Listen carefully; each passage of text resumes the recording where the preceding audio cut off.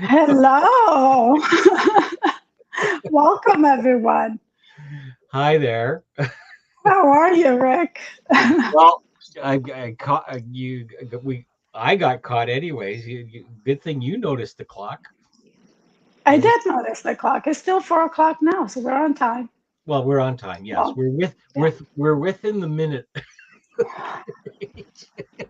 It's not like television where it's like, okay, five, four, three, right? It's Uh, not. no, no. However, we were slightly distracted because we both were talking about a particular book. Yes. Yes, Yeah. and Yeah. you've just finished reading it. I'm almost done with it, but yeah, I literally started it yesterday. It's not a very large book. No, It's called The Four Agreements. yeah, And it was on my wish list. I was like, I want to really. I couldn't make up my mind, and I was like, I'm gonna read this one. It sounds good. And then of course I started reading, and it was all about beliefs. yeah, yeah, yeah, yeah. No, Yeah. it's a great little book. It's a great little book, and it didn't make our top three or whatever we want to call it, but it's a short one. It's a good one. If anybody's looking for a quick read on the subject, um, the four agreements are well laid out, and Yeah. and they just so make sense, like anything. All of what we talk about really is just common sense. Is So it? well, okay, in the sense of, is it really common? Well, if it was really common, then we wouldn't be talking about it so much. I mean, what he says in the book is that 99 people out of 100 are unconscious of what the belief systems are, Yeah, right? And we're living based on what we inherited, yeah, right? yeah, Uh, Based on I forget what he calls it, but the way you were disciplined, the way you were trained as a child, right, and the way our parents were trained, and the way we were, it's all about conditioning, right, and how that creates our belief systems, right? yeah, yeah. We buy into that, and it's funny, we're already into the subject, but I was thinking about that the other day on my hike, about how I was. Well, we're all. I'll be general and just say, we're all born into what I would refer to as a history, Hmm. right? So when I got plunked into whatever time period that is, I inherited a history. I inherited my grandparents. If I was lucky enough, my great grandparents were around. I inherited my parents. I just happened to be the oldest, so I didn't inherit any brothers or sisters. But I got plunked into that zone, and from that point on, that was my point of reference. Those were my influences, but the culture, the religion that they were going to, their beliefs, those their concepts, all that was not necessarily taught to me in a formal way, but was part of what I started to make up, as I got older, and grabbed onto, and like Carl Jung says, like we start to form our persona. We start to act in a way that we feel is the best for us to interact with, and that's Absolutely. kind of a thing. So Well, and the same is true for every single one of us, right? yeah, Because oh, one absolutely, of the points that he actually makes in the book, which as coaches we also know, as a child you don't really have the ability to choose and have your own ideas about the way you view the world, what is right or wrong, what you no, believe in, and what you don't. you got a blank slate, so to speak, right? Yeah, and so the people around you, the society, teachers, parents, they really shape you, but they shape you based on what their own belief systems are, right? Absolutely. Based on what their culture is, based on what they believe to be true, right? Even without intentionally doing that, because they're just modeling that for you, Yes. right? So as children, we get molded into society, right? Hmm. Based on what everyone else around us believes, Yeah. right? And because we learn through repetition, right? Then that becomes a habit. Then that becomes something that we believe and we store it away, Yeah. right? And now we take action based on those beliefs, right? Those beliefs are stored away, but they're like what kind of pushes us. That's where we start from in taking actions, right? That's our point of reference. Yes. So until we decide to take a close look at it, right? To really first of all, even understand what it is that we believe, right? Bring it back to our awareness, Yeah. bring it back up to our conscious mind, right? We don't quite really even realize that we're acting based on a belief system. But Yeah. all that we do is based on a belief system, right? What Yeah. we believe about the world to be true, but not only what we believe about ourselves to be true, right? And Yeah. a lot of those beliefs are formed, like beliefs that are maybe not your parents' beliefs, beliefs that are other beliefs that are formed based on experiences that you have lived, right? So Yeah. if you have experienced something negative, you may form a negative belief about something or yourself, and vice versa. And so a lot of it is something that, in a sense, we passively receive and fall into, Yes. right? Absolutely. Yes. Whereas the moment that you are able to see it that way, realize, oh, look, all these things that I believe to be true, let me take a good look at them and let me just question some of these beliefs. Why do I believe this? Does it align with me? Is it even true for me? What about it feels right? And that's the moment that you start shifting things, right? And then Mhm. we can get a little bit more into how to do that, and what is the impact of what we believe, right? And Yeah. that goes back to what we always talk about, right? Is it disempowering? If it's Yeah. disempowering, then it's going to create a disempowering outcome, right? And if Yeah. it's empowering, it's going to create an empowering outcome, because what you believe to be true about the world and yourself truly affects the way you're going to show up. Oh, totally. Like we were always acting according to what we believe is true for us. Like we're like we cannot act any other different way, right? So Mhm. so if we're not getting the results that we want, it's because we're taking actions on beliefs that feel real to us. And they could be whatever you want, like like somebody posted, how do you get over them a victim's mentality, right? Well, that is made up of beliefs. It's made up of thought. And the most powerful thing in the world is a thought that is felt to be true, Mhm. right? Because once you believe it, and I can go into this ladder of perception or inference that I was sharing with you the other day. But once you believe it that that's true, then you cannot really help but act according to that belief. And Absolutely. right, you're always acting in accordance to the level of your understanding in the moment. So like you're saying, so it's it's just natural. That's just how it works. That's I mean, like so one of the things that actually he points out in the book that I really loved, it's amazing that I actually bumped into this book. He does actually talk about, what does condition us, right? There's three things. One is our beliefs, right? What we just talked about. The other is judgment, right? Because those beliefs basically create the view that we have on the world, right? And how we project out into the world and how we see others and perceive others, right? So we absolutely. create a judgment around all those things and around other people, but we also create a judgment around ourselves, right? Yep. And the other one is the victim, right? So the judge and the critic and the victim, right? And that is not, and I really want to, because I know that this can be very triggering, because I did live in victim for the longest time Sure. in my Well, life, right? That does not mean that a situation in which you have found yourself that was wrong, that was painful or hard, that does not mean that now you're no longer the person that was on the receiving end of that, right?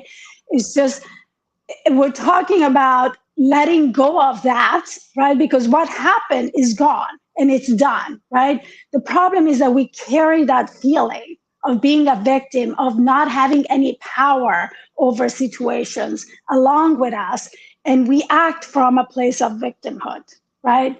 So Absolutely. And even, and I'll give you a kind of a light example of that. Buying into a belief.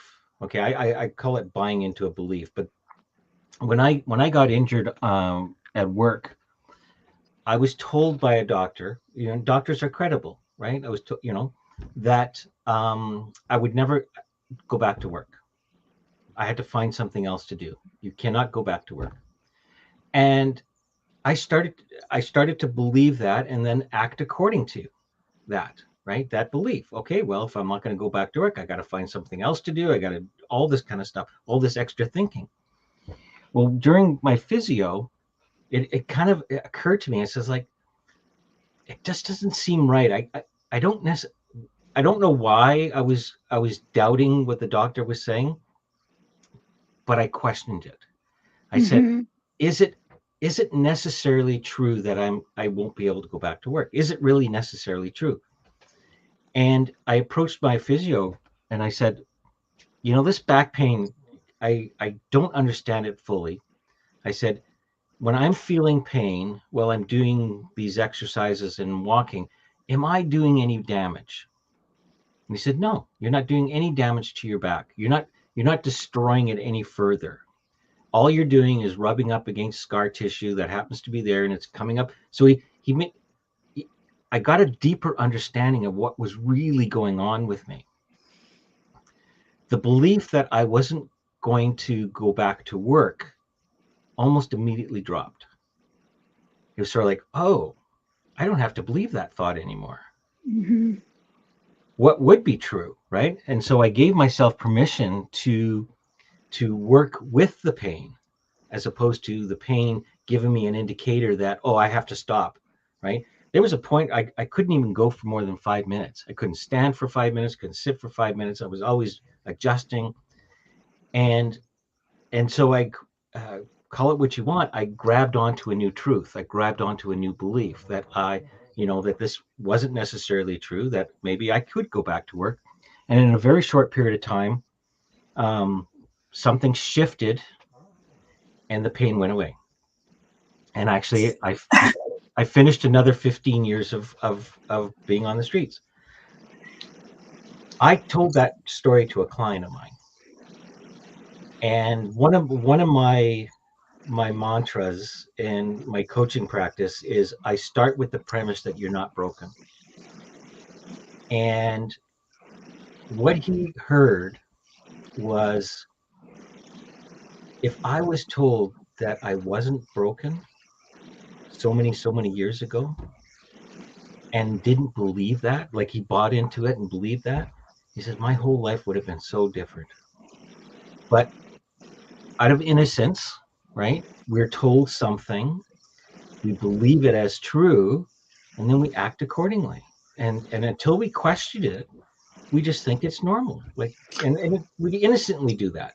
So You believe it and you store it away, right? yeah, And once you store it away, now yeah, all your actions have been adjusted based on that belief, right? yeah, yeah, And if you don't go back and question it, you will continue to act from that place of believing that to yeah. be true, And right? not only that, because our ego has to be right all the time, you will gather evidence to support that belief. Well, that's the way the brain works too, right? A reticular activating system is always right. You're giving it a command, right? Because your brain cannot possibly notice everything in your environment, Yeah, right? But it will notice the command that you give it. So yeah, be careful what you command your brain, right? A belief is a command, yep, right? So, going back to the actual, like, well, how do I get out of this victim consciousness? How do I get out of that? Well, in the same way that you got into it, right? Which is through repetition, right? The problem with staying in the victim consciousness is that by believing it, again, what we're just speaking to, you gather evidence for why that's true, and you're constantly gathering that same evidence around that belief that you believe to be true, right? And so now you're not doing anything to break out of it. And the only way, and that is also repetition, by the way, right? So the more you repeat to yourself that you're a victim of your circumstances, the more you rehearse that incident, that thing that has happened in your head, and the more you reinforce that belief for yourself, right? The only way that we learn to do things and to do things well is by repetition. It's the same thing when you learn to write, when you learn to walk, when you learn to speak. You weren't great at it at the beginning, right? No. Look at babies when they learn to walk, right? Yeah. It's through repetition that they learn to walk without having to think about it, right? The Well, same thing is true for our beliefs. and that's a perfect example, because I love the baby walk thing, because when you're a baby, this is the funniest part about us humans, right? When we see a child struggling to walk, right? And we don't go, "Oh, she fell down or he fell down. I guess you're not going to walk." It's true, right? Because we know we have the proof that that's how you learn to walk, right? Absolutely. We all had to go through it, right? Yeah. Some of these beliefs are more subtle, right? Because they're received passively, right? And we bought into them at some point. We store them as to be true, and now we continue on believing them, right? And the only, you truly have the power to decide to believe anything that you want, Anything. right? Anything. Anything. Yeah. So if you can choose to believe something more empowering about your circumstances, right? And again, we're not denying what has happened. We're not denying that it was perhaps wrong or done to you or whatever it was. But what we're saying is that at any given moment, you have the ability to turn things around in your life and to start believing something different. Now, it's not a magic wand. You don't start believing something different. Sometimes actually it is, but I Yeah. don't want to promise that. I want to promise that because sometimes there can be other conflicting beliefs that block that belief, Oh, right? totally. Well, But it's a process, right? It's it's a a process. It's a process. But the moment that you decide that you are even open to Yeah. even play with us, just play with us, just experiment with us, and start to believe something different. The moment that you give that command to your brain, now your brain is starting to show you all the reasons why that new belief can be possible, right? Absolutely. But the only way for you to start actually believing that and for that to become your new normal is through repetition, is through redirecting your mind and reframing things over and over and over and over again, right? And I Well, don't want to sugarcoat it that it's simple and easy because it's not, right? You're going against something that you've known your whole life, that you do with your eyes closed, you do unconsciously, right? Your brain takes care of it. And now you're saying, no, we're going to throw away that program. We're going to put in a new one. And now you're giving your brain a whole new job, a whole new task to learn, a whole new belief, and a whole new view of the world, right? That takes time. It's a process. And your brain is going to fight you because the brain likes it the way it is because it doesn't have to make and do any it's extra familiar. work, It's right? It's familiar. familiar. It's like, okay, like if everybody was just to sit there, I think I might have done this before one of the other episodes, but if we were to cross our arms, right? If everybody crossed their arms right now, that's your preference. That's your Yeah. developed preference, right? So you are in a habit of crossing your arms that way. Like this. Yeah. Yeah. So now if you uncross your arms and now try to do it the opposite way, right? It's like, It takes a minute to figure out if you're yeah, even doing right. it, and Well, it's if you're really exactly yeah. that feeling of uncomfortableness, we go, oh, okay, there's something wrong with that. That must be not right. It can't be right. I have to go back to my And familiar. you go back to what you know. Yeah, Which you don't, yeah, right? But if we keep going into explore this unknown territory of oh, okay, it's like, yeah, writing with my left hand is awkward, right? But over time, I could, if you have a desire to, right? When I dropped the belief that this pain that I was having was, once I had a better understanding, right? I started to, you know, let go of that it was hurting me, letting go of not being able to go back to work. So it was a new muscle. Was it easy at first? No, it wasn't, because I was fighting. Oh my God, it's 5 minutes and I can barely walk, right? But I knew, like I said, okay, I'm not doing any damage. I'm not doing any damage. So keep walking. I'm sure you look like you're 100 years old, kind of hunched over, but just keep on walking. And I did, and I just kept walking, and eventually it was like, hey, wait a minute, where did literally it was like that. It didn't happen overnight, but it was almost like I don't feel the pain. I don't feel the pain anymore. And I was running for 20 minutes and doing all sorts of different things I would, a week before I wasn't be able to do. All because I changed my mind shift, my belief. Absolutely. I mean, yeah, our brains are so powerful, so So powerful. And I yeah. think that when we speak of limiting beliefs and we really start diving into where our beliefs come from, why do we believe what we believe, why it even feels so true for us that we can't even question it, right? We realize once we see it, right? Once that awareness hits, you realize how much of it you really did to yourself, Yeah. right? How much of it you really did to yourself, because our brains are so powerful that are at all times constantly gathering Oh, evidence, ab- constantly showing us what we believe, yeah. constantly. And it is so hard to step out of that because that's all we know to be true. But having even the awareness that I'm living in victim consciousness, it's a start, and it's a powerful start, right? Because there is no change unless you see the need for change, unless you see what is happening. Awareness is always the first step, and awareness that I've discovered with awareness is it connects you with the present moment immediately, because you cannot observe the past, you cannot observe the future, but you could only observe. So we have the capacity to observe our own thinking, to actually reflect on our own thoughts. Like, we can observe that, right? So that's consciousness. So that our gift of consciousness allows us to observe our thinking. When we observe our thinking, we're immediately in the now, like, because you can't do it any other time period, right? So we are consciously aware of, oh, there's that limiting belief again.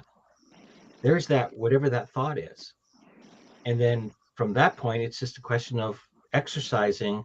Okay, well, you're right. I don't have to believe that right now. I don't have to believe that right now. And also, and I love that you brought this, right? Because you can always ask yourself, is this happening right now? Because oftentimes, when you're, especially in victim consciousness, you are feeling disempowered because of a memory of the past, Yeah. right? A memory of the past, and what you're projecting, that situation is limiting you from doing in the future, Yeah. right?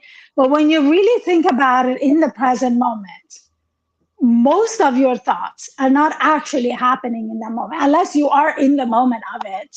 Most times they're not actually happening in that moment, and so feeling and reliving the experience doesn't really move the experience, doesn't really change No. what has happened or No.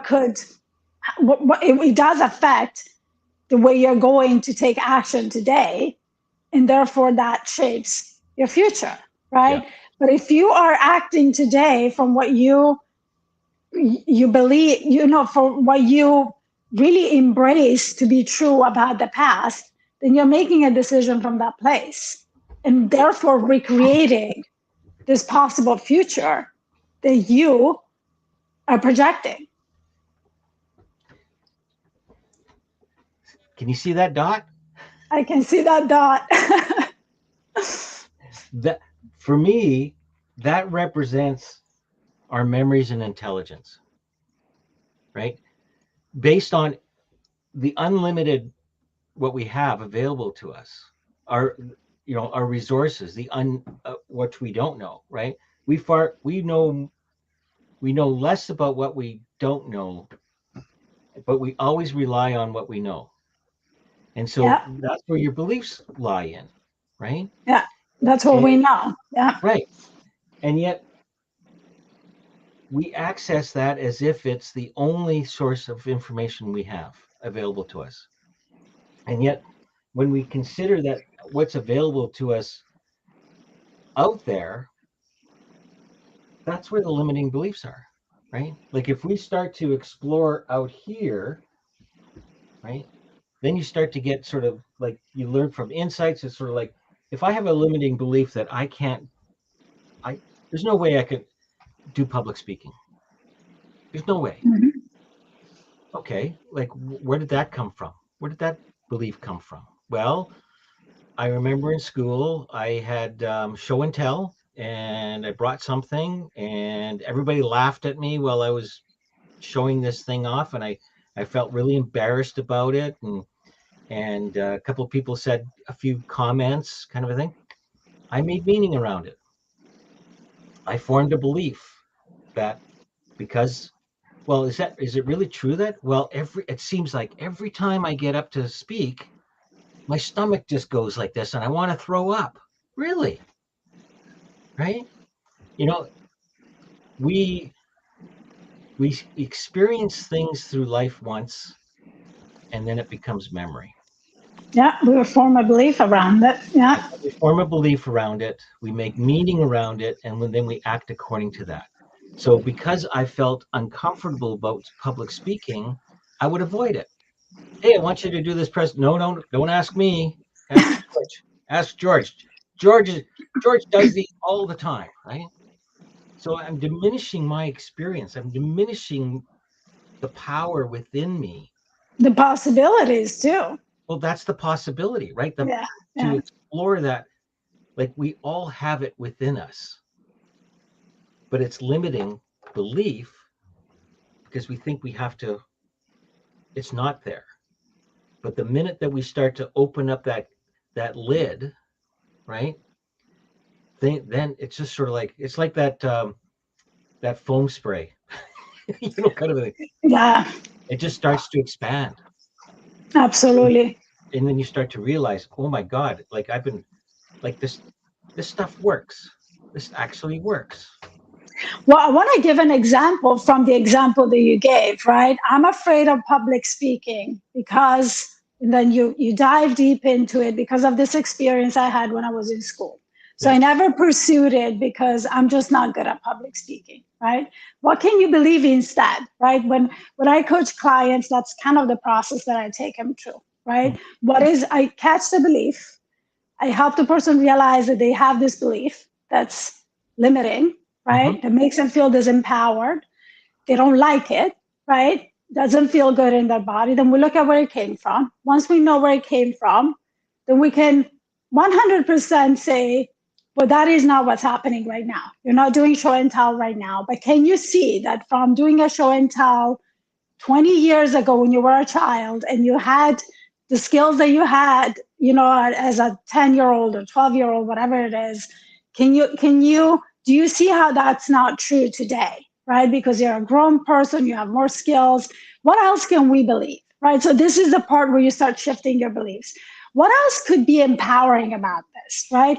So oftentimes, right, there's different models to overcome this. You would say, well, most likely an empowering belief is going to be the opposite of what you think, right? But Yep. sometimes going from I'm a terrible public speaker to like I'm amazing at public speaking is a very big leap for most of us, right? So we have to kind of take some steps towards it, right? And we have to see what we're willing to accept about it, right? And so then it would be like, well, how do you feel about? So if it's true that you learn things through repetition, through practice, right? Mm-hmm. How do you feel about believing instead that with practice you can become a great public speaker? Is that something that you can believe more than just saying, I am an amazing public speaker? Because some people can make that big leap too, right? And Yep. so you start shifting your belief from, I cannot do any public speaking because I'm terrible at it, to like, with practice, I can become a really good public speaker, right? And then from there, you will start noticing how your brain is starting to see all the situations in your life where you actually did stand up and give a speech for your friend's birthday or whatever it was, or how you find that book of that guy that didn't believe that he could be a good public speaker, now is on stages all over the world, right? Yeah. So that's evidence that that is possible, right? If that person did it, so can you, right? And you start shifting your beliefs in that direction, right? But again, because you need repetition to start believing a new belief, you have to keep repeating that new belief to yourself, even when the default mode is to say, I'm a terrible public speaker. Stop yourself, bring yourself back to the empowering belief, and reframe it over and over and over and over again, right? I even have my clients record it, Yep. listen to it, so that you start literally rewiring your brain. So Yep. that's one way to do it. Start thinking about what else about this situation can feel empowering to me. And that's a little bit of what Byron Katie in her work, she calls the work, The is work. is challenging. Okay, is it true? Is it true? Right? Well, yeah. I mean, okay. So if it's how can you be absolutely sure that it is? So what is it, right? That makes it true? How do you know that it's true? And really, what you start to look at is you start to realize that it's only made up of stuff you came up with. Mm-hmm. And because you came up with it, and that's kind of where my direction goes, is when you start to understand how this all happened, that you created some meaning around something that was very innocent, right? Kids laughing, was I probably told a joke. People laugh at jokes, right? I made where one person would make a meaning, oh, I'm a pretty funny person. Another person would go, I'm rather embarrassed by people laughing at me, and making meaning around that, right? It's the same experience. And that's what I love about the ladder of inference. It basically says, everything that happens in front of us is really neutral until we kind of have a feeling around it. And then from that feeling, we kind of make meaning. And then we come up with conclusions from those meanings. We make judgment, right? Oh, I don't like this feeling, So we make meaning, we form a belief around it, and then we take action, right? It's like, oh, I'm going to run away. I'm going to avoid all public speaking. I'm going to avoid anything, right? Because I am not this. Well, is it really true? Is it really true? You can't, and then you start to, like you said, you start to knock it down a little bit, and you start to realize, well, one big one that comes up all the time is I'm not a good seller. I'm not a salesperson. I go, okay, well, how do you know that's true? And he says, well, I got involved with this and I tried to sell this and it just never worked, kind of a thing, right? And I say, have you ever wanted something from your significant other, like you wanted to watch this particular movie? What did you do to get that? Right? Well, well, it's a form of selling, isn't it? Right? You're trying to buy somebody into changing their behavior. Like, let's watch this movie, right? So again, it's just challenging the belief, the overarching belief that says I'm not, right? Yeah. Or I can't. Or I can't, Right. right? So it's and it's fun. Like, and nobody says you have to. Like, if you're if you're happy, clap your hands. I mean, listen, nobody has that says that you have to, but chances are you feel limited by this belief, right? Well, And again, we don't have to go and tackle all the limiting beliefs that we have, right? One of mine is that I cannot sing. And I know it's a limiting belief, and it was a very similar situation, happened in you school. can't sit. I cannot sing. Oh, Sing. sing. Sing, yeah. And it was formed in music class in school, right? I know it's there, Yeah. right? Where is it at in my ladder of priorities in all the things that I've had to tackle a Yeah. little bit low, right? Because that's not what I'm pursuing in my life at the moment, right? Would I love to prove that teacher wrong at some point? Absolutely. Will Sure. I probably tackle it at some point? Yes. When I Yeah. have a couple minutes to just get into something else that's like creative, and just even for the sake of it, of saying, you know what, my entire life I felt that I couldn't sing or dance.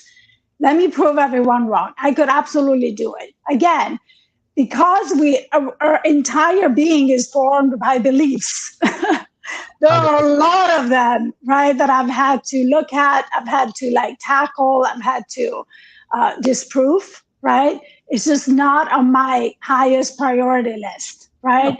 no. And so, because sometimes I feel like it can feel really overwhelming when you start noticing, right? Because the first step is to learn how to notice that you even have all these limiting beliefs, right? You may notice one or two, but we're often blindsided and we don't see how many we truly have. And it Yeah. can be very overwhelming when you learn to spot them and be like, oh my God, I have so many limiting beliefs to tackle. This is going to take forever, right? And what I always say is like, no, no, no, no, no. Now don't start forming the belief that this is a lot of limiting beliefs and you Yeah, there's can't a limiting tackle that. belief around Yeah, limiting beliefs. Yeah, right? exactly. Exactly. Yeah, Let's just look at what is the most useful belief for you to tackle right now. What is the one thing that makes you feel the most disempowered in this moment?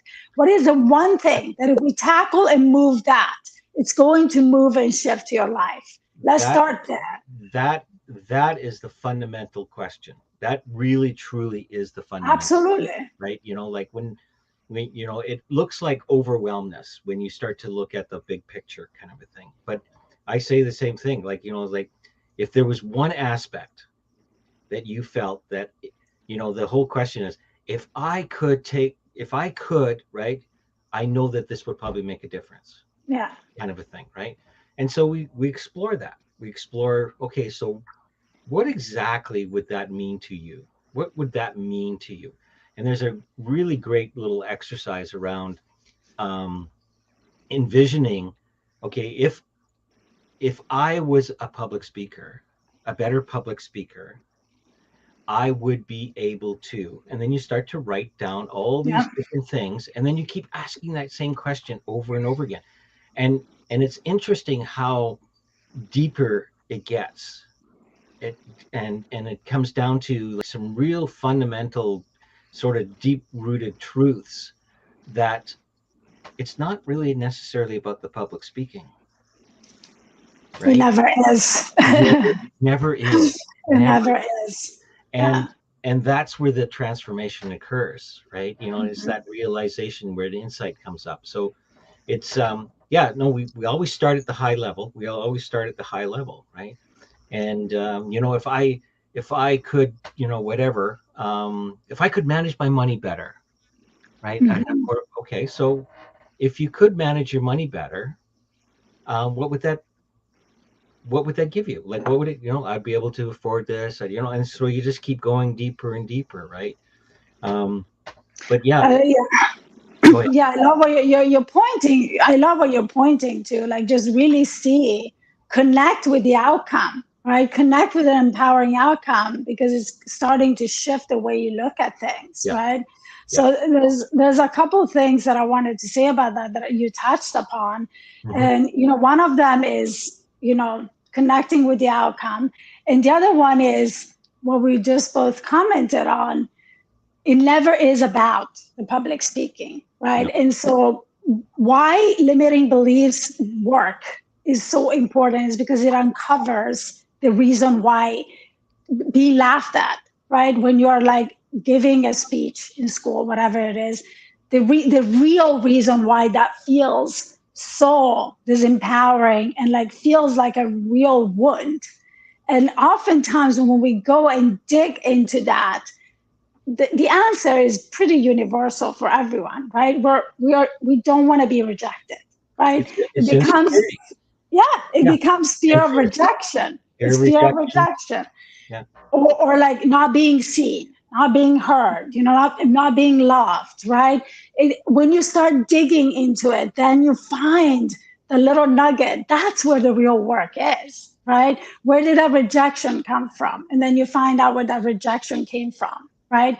And then you realize that everything that has formed as a belief in your life came from a wound, right? The feeling, like you called it, or the emotion that was created, right? And whenever that feeling or that wound gets touched by anything, it's very easy to form a belief around it that reaffirms that feeling, right? So in this case, it's public speaking. But then when you start really doing the work, you realize it's not just public speaking. It's a lot of different scenarios and situations where that specific wound gets tickled or all touched the and time. triggered. Yeah, Yeah. yeah, and it, and to sort of expand a little bit of what you're talking about. Okay, that public speaking at that time, right? It uh, it had a lot more to do with not being good enough, not being part of, being rejection, kind of a thing, right? So as that belief started to develop, and you hang on to it, right? Or I hung on to it, right? I started to do things, act in accordance to that belief, right? And then of course you end up gathering evidence to support that, right? It's like, so you try harder, you start doing things.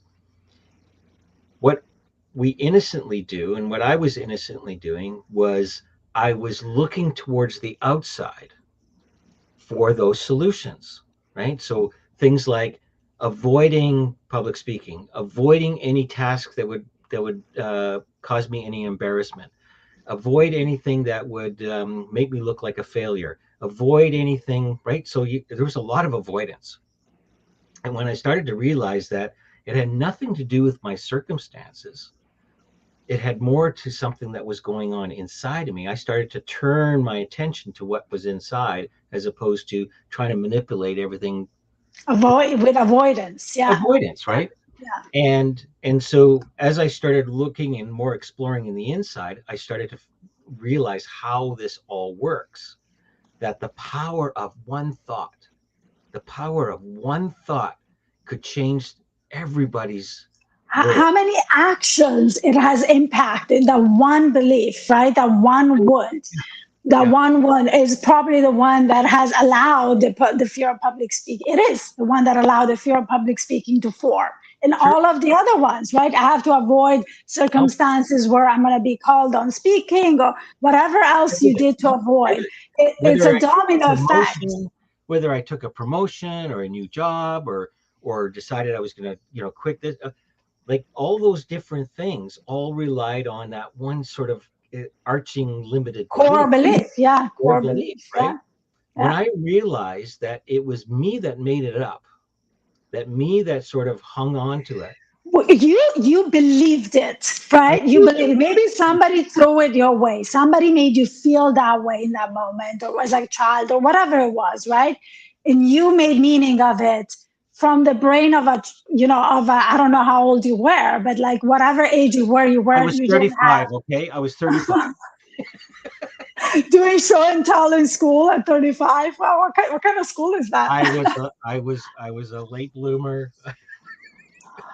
No, But no, no. anyway, right? So around something that you decided about yourself at that age, where you were really acting according to Totally. the level of understanding that you were at as a child, affected all these decisions that you made as an adult, right? Yeah. And then I realized, whatever age it was, let's say 8 years old, right? I realized that I think I had some sort of a shift, in a paradigm shift around just before I was 30. And I realized that, oh my goodness, I'm operating on a system that is over 20 years old, Yeah. right? It has nothing to do with my current situation. And yet I have an operating system that is basically out of date. Like these beliefs are out of date, right? And I started to explore new new things, like like like the unknown territory. Yeah. Things like, well, maybe I could public speak, right? Maybe I could do stand up. Maybe I could join a rock band. I don't know. Like things started to really, right, expand, right? And I always say to people, right? Okay, you go from avoiding all these things. Sorry, I keep using your example, but No, it's a go good ahead, go way for it, to, go for right? it. Right? You keep avoiding all the circumstances. Yeah. Okay, you may not be able to step on a stage the next day to push yourself through. Oh, Okay, so understand that there has some healing that needs to happen around that. That there's forgiveness. a muscle forgiveness of yourself. Stop judging yourself, right? Stop stop feeling guilty about it. Stop rehearsing that all the things that you kind of prevented yourself from doing. Let go of all of that, Yeah. right? And start small. If like stepping on a stage, like first of all, you have to heal it. You have to see what Yeah. it is and heal it and work on that part of you that feels rejected, right? And second of all, you start stepping into the opposite of that by taking small steps. And that's what we always say, small steps, one small step after the other You're not going to step go there. stacks up. Exactly. It's You not, get eventually you get there. So but it's, maybe you can just record yourself and rehearse yeah. the public speaking. You don't have to show it to anyone. You rehearse it and rehearse it and rehearse it. And then maybe you show it to your partner or to your friend. And maybe you start from a small, go to your parent, to your child's class and talk to a bunch of 5 year olds, whatever feels doable to you. And as you do it, you're building up the muscle, building, building, building. At some point, you won't even need to keep building. At some point, you will just make the leap and you And will be comfortable with it. I'm sorry if I'm not sure. Like, awareness is the first piece, Yeah. right? For me, the second piece is the desire to, Of course. right? So So, connecting to the why. right, because Yeah. it's just like your example, right? I mean, if you had a desire to sing, right, then yeah, then you would start. It was the same with me. If I truly had a desire to public speak, which I did, I started to take initial steps, right? Hmm. And I ended up, I was offered a chance to go into Toastmasters at a very young age, right? And there, I mean, there's a perfect example of a very safe environment where you do all these little 2 minute speeches, you do 5 minute speeches, and to a very receptive audience, you kind of a thing. And it was remarkable to see, like I was in it for quite a few years, that people, and I'm sure the transformation happened in me too, but you don't see it as much, right? Others No. see it in you, right? It's like, oh man, have you ever changed? And I go, really? I kind of think I'm the kind of the same person, right?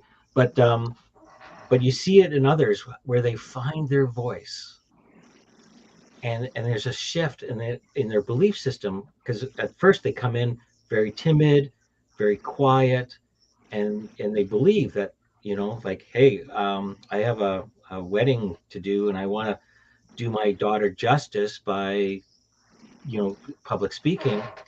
And so I've this is the place to do it. And to watch this individual get the confidence and realize, oh my goodness, that was just a limiting belief. I can actually do this. Yeah. I Yeah. can actually do this. Absolutely.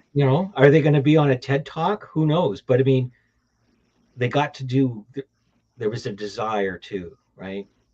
Yeah. And you build up to it, right? You build up to it. Yeah, And yeah, and again, if you discover that the one thing that's really like feeling uncomfortable in your life is so big that you can't quite tackle it yet, I would say a muscle is a muscle. Start experimenting with yeah, something smaller that you yeah, don't have so much attached to, that you don't have so much perhaps even wounding attached to, right? Pick something super small and yeah. start Tiny there. step. Yeah. What's the Yeah, just smallest step that you could take? experiment with it, Yeah. and once you reach it, right, now you have created the evidence for yourself. Now you can actually believe that you can. And again, belief is very powerful. If you believe that you can, guess what, you will, right? And now you're going to give it a shot with a bigger challenge.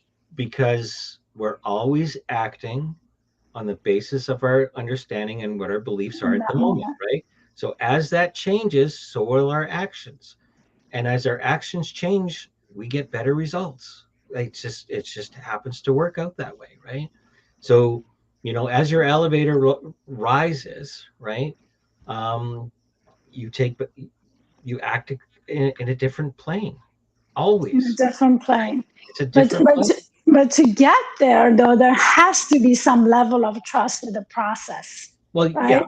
yeah. There has to be a level of trust that, you know what, even in spite of my mind fighting me, like the judge, that's when the judge really kicks in. Who are you to think that you can sing? You were never able to do it. When you sing, people laugh.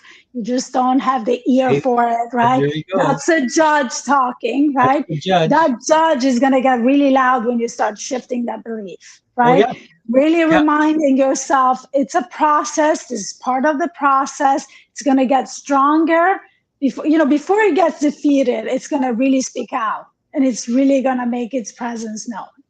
And I often remind my clients of that too, because it's like I started doing all this work and now I feel worse than I did before. Yeah, Yeah, that's your judge and your brain trying to bring you back to what it knows, because yeah. that's the operating system that you're running on. Oh It yeah, really wants you to believe all yeah, of that because yeah, that's what's running. yeah. So trusting that that's a process and trusting that what you're hearing is not true is sometimes very difficult to grasp at the Well, beginning, right? what is it? And this is part of that judgment piece, right? Because what does it say? Okay, so if you're telling me for the last 30 years I've been running on a belief that's not true, like holy moly. I was going to say something worse, but holy moly, right? It's like, what does that say? And there was a point where I thought I just wasted 30 years. Yeah. Well, that now the judge is making you feel bad about Oh yeah. yourself, Oh right? yeah. Right. Yeah. And But and we're innocent. We do yeah. this innocently, right? And and I would say, because some people do have a very strong judge, right? Especially when you're like, and I did too, right? That's how I was raised. That's how my judge developed. I was very hard on myself, right? And sometimes it can be really difficult. It's harder for some people than others, right? And if that judge is so strong, one way to reframe it for people that really helps them, I found, is to ask this question. Okay, when you hear that voice, when you're judging yourself, I want you to pause. I want you to voice that and say out loud what you're just thinking of yourself. And Hmm. then ask yourself this question: would you ever say that to a friend? Yeah. Would you Yeah. ever say that to someone that you love? Yeah. How do you think that person would react? Oh, Right? Because oftentimes, 9 times out of 10, we're the worst to ourselves, we need to right? love ourselves better. We need to love And, ourselves better. it's funny. Like I just came from a coach call, and there was an analogy quite similar to yours in the sense of if you saw a dog that was hit by a car lying on the road, would you go up to it and kick it again? Exactly. Right? Yeah. That's what happened to you. Something happened to you. Whatever meaning you made up in the moment at that time, right? We need to stop kicking ourselves over and over again over it, and kind of move on, right? It's as part of what you're saying. Take the steps. If you need encouragement, get a coach, right? Yeah. And Uh, sometimes it is, let's be honest, sometimes it is very difficult to do on your own. Even oh for us, yeah, we have blind spots. There are beliefs that, as much as we do the work on ourselves and we get coached all the time, there's always beliefs we're that come human. out. We're We're human. human. And also, as we continue to live, we continue to form beliefs, Yeah. right? So some beliefs are brand new, right? Yep. Great. They're Well, we're always easier to forming beliefs. dismantle. We're We're always always forming beliefs, yes, always. We're always. meaning making machines, right? And we're always forming beliefs. But And the more you train your brain to create empowering beliefs, guess what? All these new beliefs that you form are going to be more and more empowering, right? Because now you have learned the way to Well, instead of taking the dog that's hurt to go and like help the dog, right? And give it some healing yeah, and and move forward. yeah, And again, sometimes you can do it on your own. It takes a lot of discipline, it takes a lot of commitment, it takes a lot of self-awareness, right? It takes persistence. At times some beliefs are easier to move than others. If something has been a part of your life your entire life, and you're like 45, 55, you're well into having some experience in life, chances are it's going to take a little bit longer to rewire those beliefs because they've been there for so long. But the amount of time that it takes to rewire them is the same for everyone. It's like anywhere between 21 days to 60 days, right? And when you really look at it, that's not a very long time compared to a lifetime of limiting yourself into believing a yeah, story that feels disempowering, that prevents you yeah, from taking action, or leads you to avoid situations and people, and pursuing things yeah, in your in the example that you gave. yeah. So asking for a little help sometimes is the thing that you need. Well, it's funny. I know we're kind of running out of time a little bit, and I also want to mention that you have your extra group tomorrow on I limiting. do. Yeah, Yeah. Well, no, your it's not tribe tomorrow. is meeting. I Hmm? moved it. I moved it to Ooh, Friday at okay, 10 a.m. at Yes. 10 a.m. But your tribe is meeting, and please join Fati's tribe. Um, but it's kind of a fleeting thought. See, this is how thought happens, right? You see, if I don't catch it soon enough, it just keeps kind of going. Hang on, come back here, come back here. But no, it'll whatever it comes up. Anyway, Well, I would say the first step is to understand that all of this is in there, right? Awareness that beliefs are awareness is the formed, key. what they are, where they come from, right? I know what I was going to say. Okay. Go ahead. Thank you for bringing that back. And I was looking up, trying to figure out when love became part of our vocabulary. Like Okay. when did that become part of our deal? Like this whole business of helping each other. And I found out it's actually quite an interesting study by basically, but about 65,000 years ago, they started to see changes in our behavior where we weren't so um, um, separated. We started to form, more bound. We started bonding together.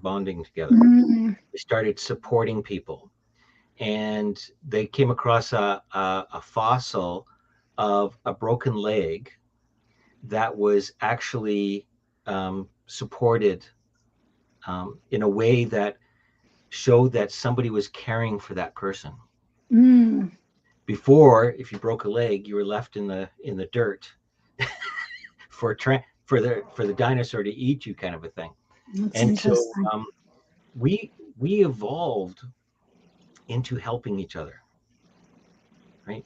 We were we evolved to need each other and to be part of, right? And my message is that you don't have to do this alone. I don't Yeah, care. You don't have absolutely. to you don't have to contact us or do whatever, but it is so helpful to have a neutral person or neutral body to kind of go through all this, because it's a mirror process, right? To even have a community of like-minded people that are Yeah, doing the same work as you are, that are interested in self-development, interested in evolving and improving yeah, themselves, right? That's super, super powerful. yeah, And I would take a wild guess, and this is just me guessing, that at some point things for humanity changed as language came into play, right? yeah, Communication. yeah, So yeah. um, Yeah, which we really, it's a whole other subject probably to speak to. But yeah, you absolutely do not have to do any of this alone. And actually, oftentimes, as I said, because we're viewing things from the inside out, we're blindsided to a lot Yeah, of it, right? yeah. And you do need that outer perspective. You do need that You person do, that tilts and the mirror. listen to that outer perspective. Like even Yeah, like you'll notice that even your friends see more of you than you'll ever see of yourself. of Because yourself. of Yeah, that, right? And so when your friend says, it's like, no, no, you're such a, like believer for crying out loud. She's not saying it just because she wants to be your friend. It's the truth, right? But it's our limiting belief that clouds that, right? So, yeah. So good luck. I know your last few tribe meetings have been phenomenal.